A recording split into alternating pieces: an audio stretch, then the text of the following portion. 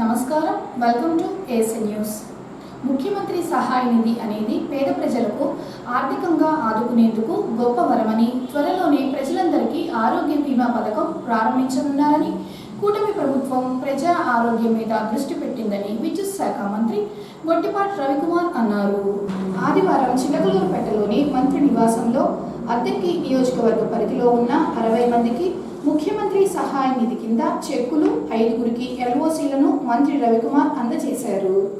ఈ సందర్భంగా ఆయన మాట్లాడుతూ, కూటమి ప్రభుత్వం అధికారంలోకి వచ్చిన తర్వాత అద్దంకి నియోజకవర్గ వ్యాప్తంగా సుమారు 1400 మందికి ముఖ్యమంత్రి సహాయ నిధి చెక్కులు మరియు LOCలు అందజేశారని, త్వరలోని సీఎం చంద్రబాబు నాయుడు 25 లక్షల రూపాయలు ఆరోగ్య బీమా పాలసీ ఒక్కొక్కరికి చేయనున్నారని, ప్రతి పేదవాడికి కార్పొరేట్ వైద్యం అందాలన్నదే ప్రభుత్వ లక్ష్యం అన్నారు.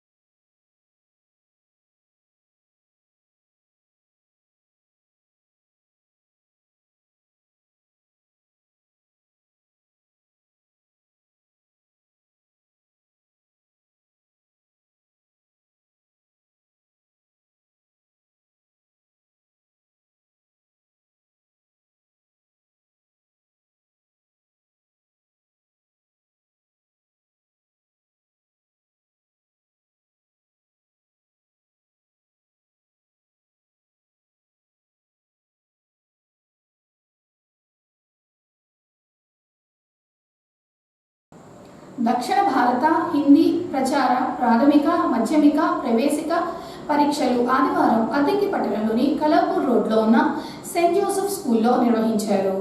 హిందీ పరీక్షలకు అద్దంకి నలుమూలల నుంచి సుమారు 100 మంది హాజరై ప్రాథమిక, మాధ్యమిక, ప్రవేశిక పరీక్షలు రాశారు. ఉదయం 10 గంటల నుంచి 1 గంట వరకు పరీక్షలు జరగగా, దక్షిణ భారత హిందీ ప్రచార సభ ఆంధ్ర శాఖ కార్యవర్గ సభ్యులు ధర్మవరపు శ్రవణ్ కుమార్ పరీక్షా కేంద్రాన్ని సందర్శించారు. ఈ సందర్భంగా ఆయన మాట్లాడుతూ, దక్షిణ భారత హిందీ ప్రచార సభ మహాత్మా గాంధీజీ 1919లో ప్రారంభించారని, అప్పటి అప్పటి నుంచి నేటి వరకు సంవత్సరంలో 2 సార్లు హిందీ పరీక్షలు జరుగుతూ ఉంటాయని, నేడు ఉమ్మడి ప్రకాశం జిల్లాలో 28 పరీక్షా కేంద్రాలలో సుమారు 2200 మంది విద్యార్థులు పరీక్షలు రాస్తున్నారని, అద్దంకిలో గత 30 నుంచి 40 సంవత్సరాలు హిందీ పరీక్షలు జరుగుతున్నాయని ధర్మవరపు శ్రవణ్ కుమార్ చెప్పారు. దక్షిణ భారత హిందీ ప్రచార సభ మహాత్మా గాంధీజీ 1919లో స్థాపించబడింది. దీనికి ప్రాంతీయ శాఖలు కూడా ఉన్నాయి. ఆంధ్ర, తెలంగాణకి కలిపి హైదరాబాద్లో ఒక ప్రధానమైన శాఖ ఉంది. ఇవి కాక మరి 8 బ్రాంచీలు ఈ ఆంధ్ర రాష్ట్రంలో ఉన్నాయి. ప్రతి జిల్లాలో కూడా ఈ యొక్క దక్షిణ భారత హిందీ ప్రచార సభ యొక్క లక్ష్యం ఒకటే, ప్రజల్లో చెంతకి హిందీని చేర్చడం. గలీ గలీ మే హిందీ, ఘర్ ఘర్ మే హిందీ అనే నినాదంతో గాంధీజీ గారు దేశ స్వాతంత్రంలో ప్రజల్ని ఉవ్వెత్తున కదలటం కోసం, ప్రజల్లో ఐకమత్యం తీసుకురావటం కోసం, ఒకే మాట ఒకే బాటగా ఉండటం కోసం హిందీని ఆయుధంగా ఎంచుకొని చేసినటువంటి లక్ష్యంతో పనిచేస్తున్నది ఈ సంస్థ. ఈ సంస్థలో పరిచయ పరీక్ష నుంచి ప్రాథమిక, మాధ్యమిక, రాష్ట్ర, ప్రవేశిక అనే పరీక్షలు హై స్కూల్ విద్యార్థులకి, ప్రాథమిక పాఠశాల విద్యార్థులకి నిర్వహించడం జరుగుతుంది. ప్రతి 6 నెలలకు ఒకసారి పరీక్షలు జరుగుతూ ఉంటాయి. మరియు విశారద పూర్వార్ధ, విశారద ఉత్తరార్ధ, ప్రవీణ పూర్వార్ధ, ప్రవీణ ఉత్తరార్ధ అనే డిగ్రీ పరీక్షలు కూడా నిర్వహించడం జరుగుతుంది. ఈ పరీక్షలన్నీ కూడా నిర్వహించడానికి ఒకటే లక్ష్యం, ప్రజలకి బాగా హిందీ రావటం, మాట్లాడటం, రాయటం, చదవటం మరియు అర్థం చేసుకోవటం, ఆదాన ప్రదాన్ కమ్యూనికేషన్ స్కిల్స్ బాగా డెవలప్ కావడానికి హిందీలో ఈ యొక్క హిందీ పరీక్ష రాసేటువంటి విద్యార్థుల్లో ఎక్కువగా ఉంటుందనేటువంటి లక్ష్యంతో పనిచేస్తూ ఉన్నటువంటిది ఈ సంస్థ. ప్రకాశం జిల్లాలో, ఉమ్మడి ప్రకాశం జిల్లాలో 28 పరీక్షా కేంద్రాల్లో ఈరోజు పరీక్ష రాస్తూ ఉన్నారు. ప్రాథమిక నుంచి ప్రవేశిక వరకు ఉన్న 18 కేంద్రాలు, విశారద ప్రవీణతో ఒక 10 కేంద్రాలు పనిచేస్తూ ఉన్నాయి. ఈ 28 పరీక్ష కేంద్రాల్లో దాదాపుగా 2200 మంది విద్యార్థులు పరీక్ష రాస్తూ ఉన్నారు. ప్రాథమిక నుంచి ప్రవేశిక వరకు ఉన్న 1400 మంది, మిగతా 600 మంది ఈ యొక్క విశారద ప్రవీణ డిగ్రీ కొరకు రాస్తూ ఉన్నారు. అందులో భాగంగా గత 40 సంవత్సరాల నుంచి 30 నుంచి 40 ఏళ్ళు అయింది దాదాపుగా అద్దంకిలో కూడా మరి పరీక్షా కేంద్రం నిర్వహించడం జరుగుతూ ఉంది. దివంగత హిందీ భీష్మాచార్యుడు అని పేరు పొందినటువంటి ధర్మవర వెంకట్రావు గారు, వారి సోదరులైనటువంటి ధర్మవర హరిబాబు గారు, వాళ్ళంతా కూడా ఆ రోజు ఈ యొక్క పరీక్షా కేంద్రాన్ని అద్దంకిలో తీసుకొచ్చి ఉచితంగా హిందీని ప్రజల చెంతకు తీసుకొస్తూ, విద్యార్థుల చెంతకు తీసుకొస్తూ హిందీ ప్రచారాన్ని పెంచి జాతీయతా భావాలు ప్రజల్లో పెంపాలనేటువంటి లక్ష్యంతో ఈ సంస్థ పనిచేస్తూ ఉంది.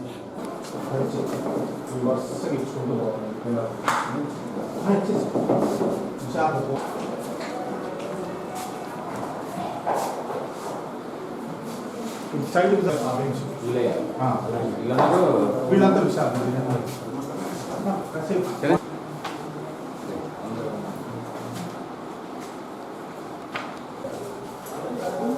ఏ క్లాస్ ఉంది?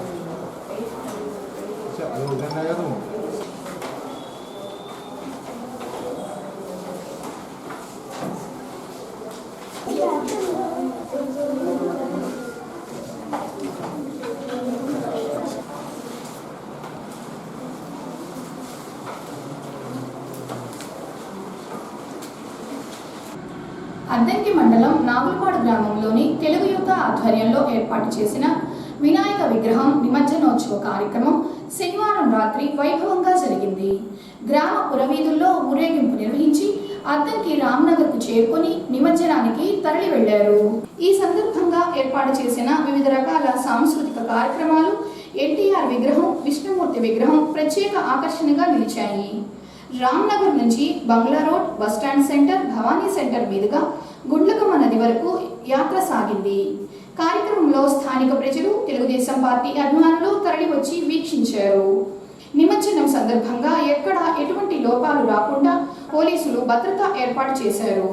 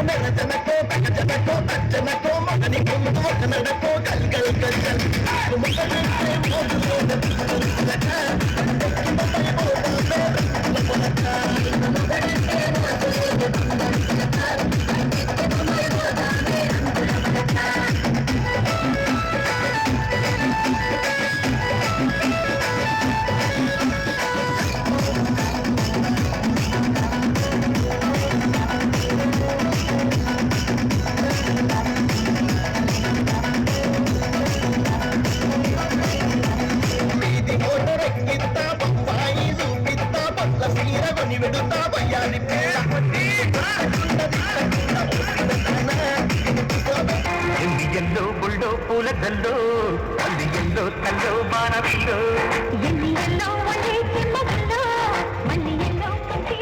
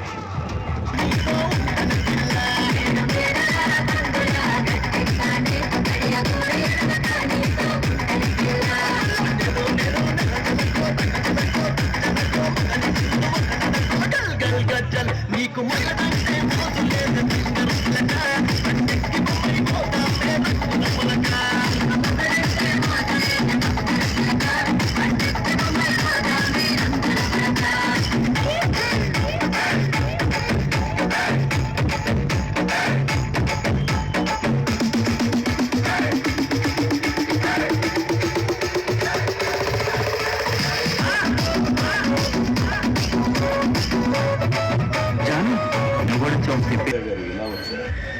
మమ్మల్ని చూసి మీకు భయం వేస్తుందా? భయమా? నాకా? నా కాంపౌండ్లో కుక్క కూడా ఆ పదం తెలియదు. మరి ఎందుకు వచ్చారు? సమాజానికి మంచి చెయ్యకపోయినా పర్వాలేదు, చెడు చెయ్యకూడదు. చేశారు, చేస్తూనే ఉన్నారు. వద్దు, ఆపాలి. ఆపకపోతే అన్నారు.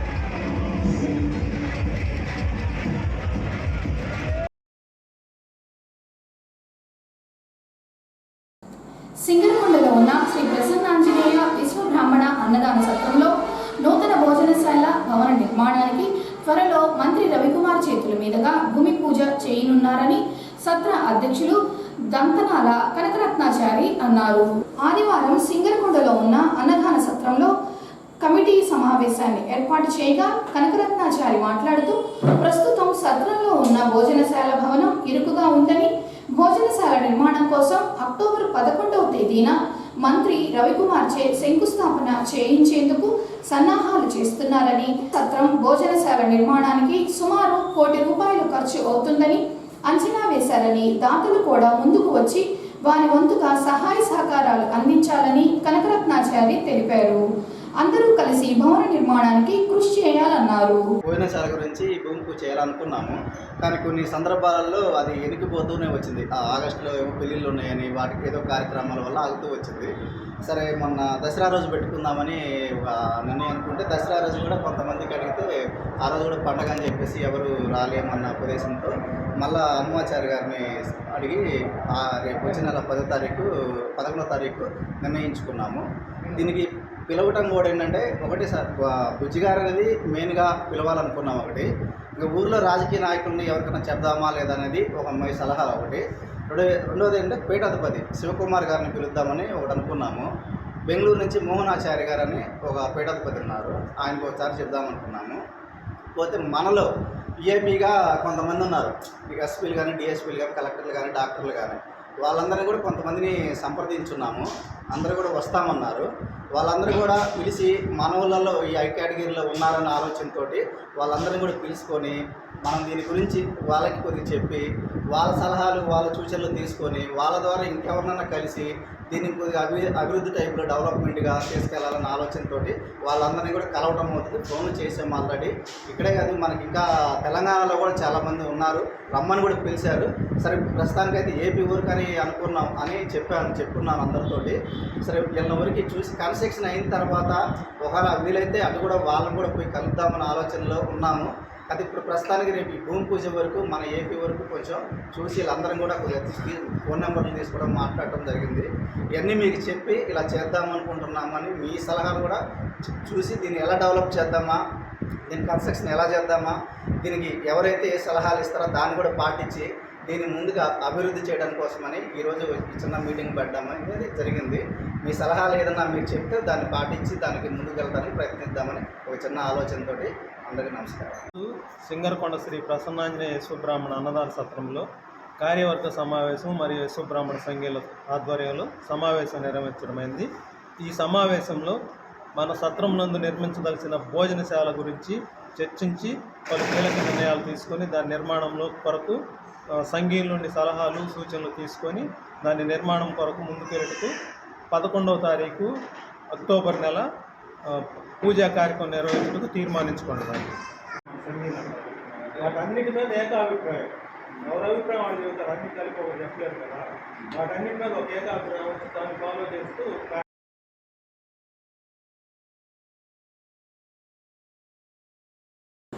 మహాత్మా గాంధీ ప్రోత్సాహంతో హిందీ భాషకు జాతీయ హోదాను తీసుకురావడం జరిగిందని, రాజ్యాంగంలో ఆర్టికల్ 31 ప్రకారం హిందీ భాషకు జాతీయ భాషగా గుర్తింపు ఇచ్చారని హిందీ ప్రచార సభ్యులు శేషయ్య అన్నారు.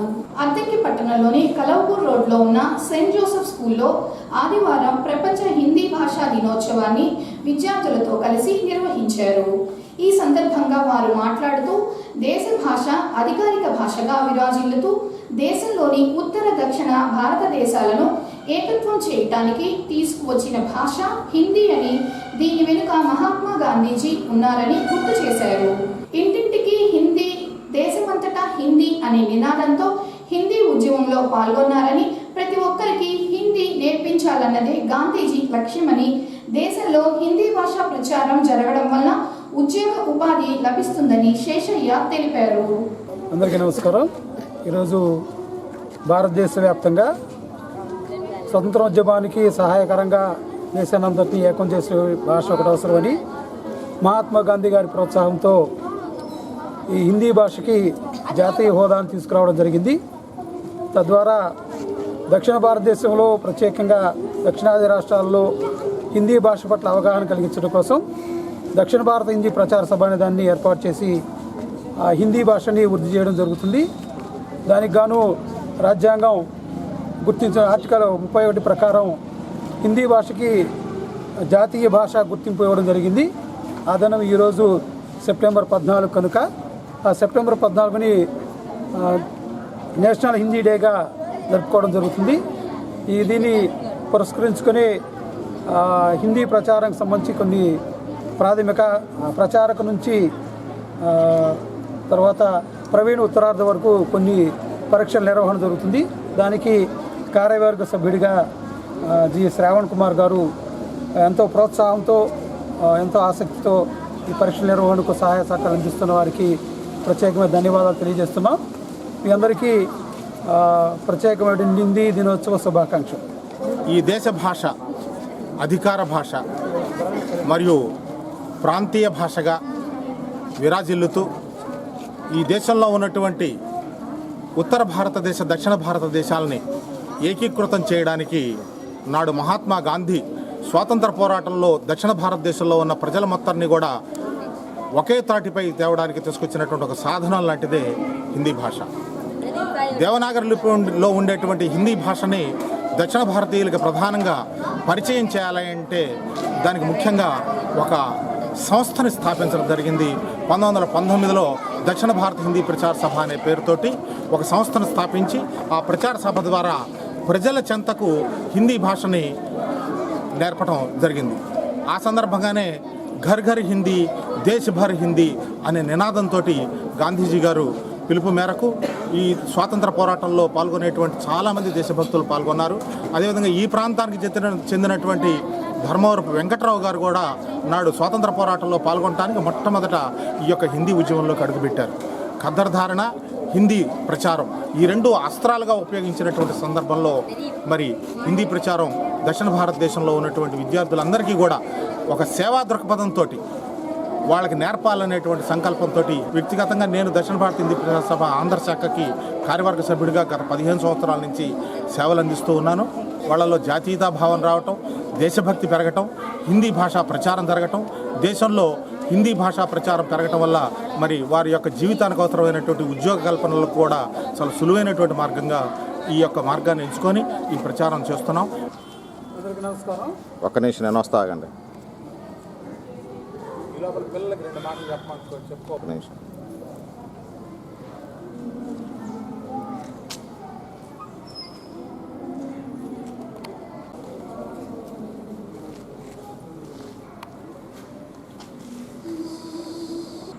అద్దంకి పట్టణానికి చెందిన రమ్యకృష్ణను ఆయుష్ మంత్రిత్వ శాఖలో ఆంధ్రప్రదేశ్ రాష్ట్రం నుంచి హిందీ సలహాదారులుగా నియమించగా శనివారం రాత్రి అద్దంకి పట్టణంలోని విశ్వబ్రాహ్మణ సంఘ మహిళా విభాగం ఆధ్వర్యంలో బ్రహ్మంగారి దేవాలయంలో అభినందన సభను ఏర్పాటు చేశారు. ఈ సందర్భంగా సంఘం మహిళలందరూ కలిసి రమ్యకృష్ణను ఘనంగా సత్కరించుకున్నారు.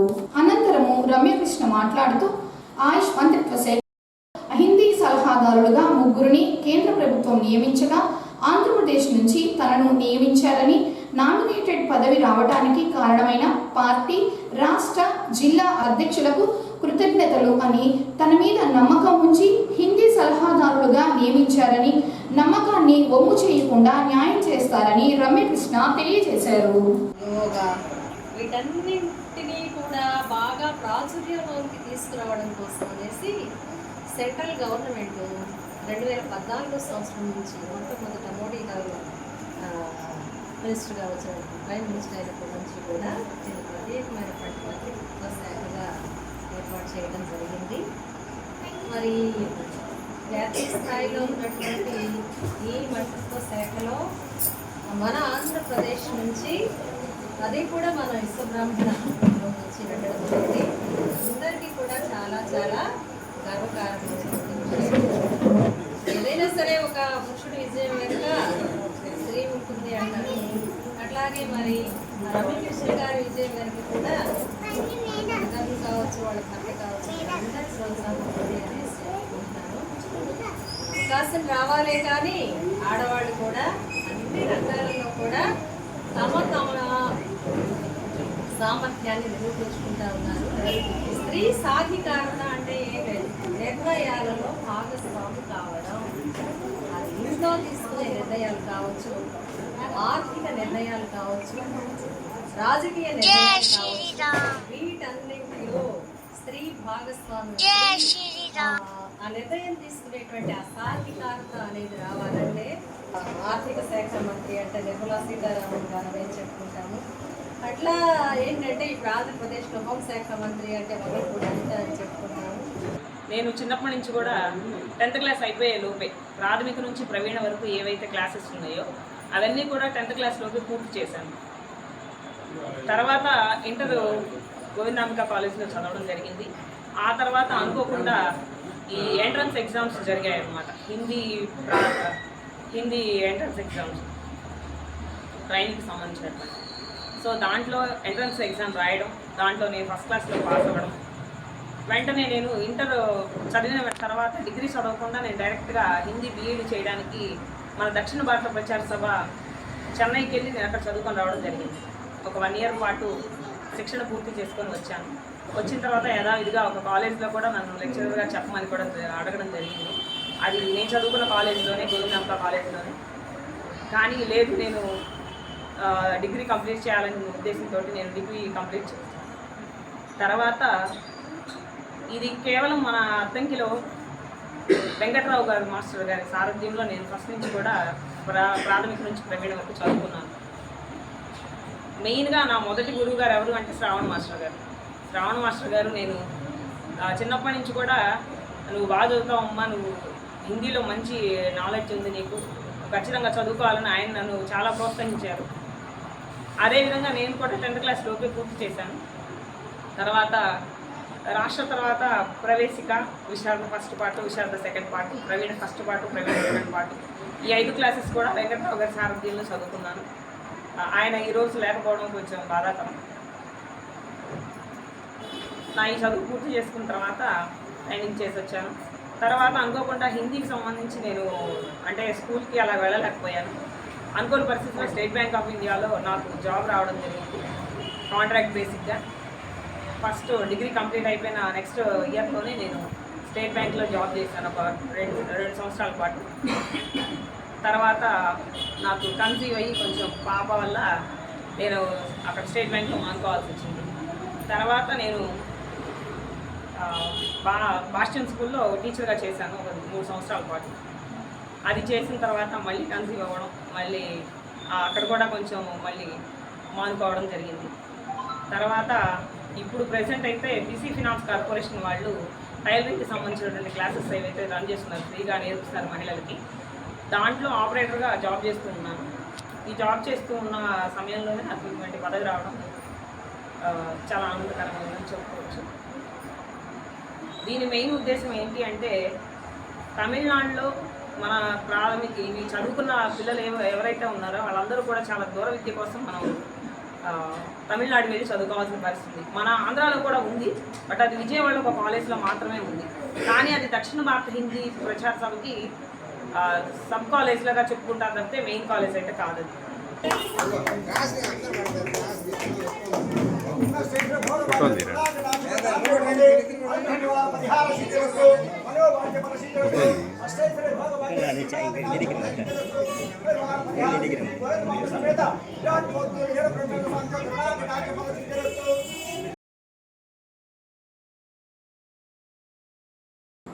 కొరిసపాడు మండలం మేదరమెట్లలోని తమ్మవరం రోడ్లో శనివారం రాత్రి రోడ్డు ప్రమాదం చోటు చేసుకుంది.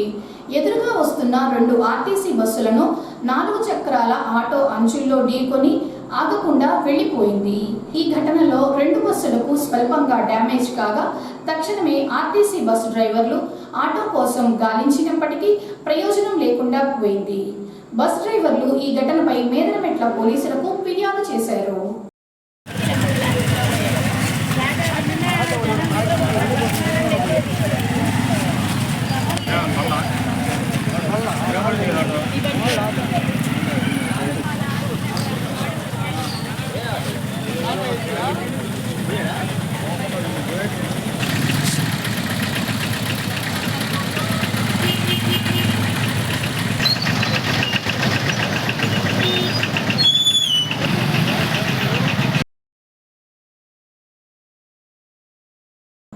అద్దంకి పట్టణంలోని స్థానిక భవానీ సెంటర్లో ద్విచక్ర వాహనం లారీని ఢీకొట్టడంతో ఎన్టీఆర్ నగర్కు చెందిన అంజయ్యకు గాయాలయ్యి వెంటనే స్థానికులు 108 వాహనంలో అద్దంకి ప్రభుత్వ వైద్యశాలకు తరలించగా అంజయ్య కాలు ఫ్రాక్చర్ కావడంతో ప్రథమ చికిత్సలు చేసి మెరుగైన వైద్యం కోసం ఒంగోలు రిమ్స్కు తరలించారు.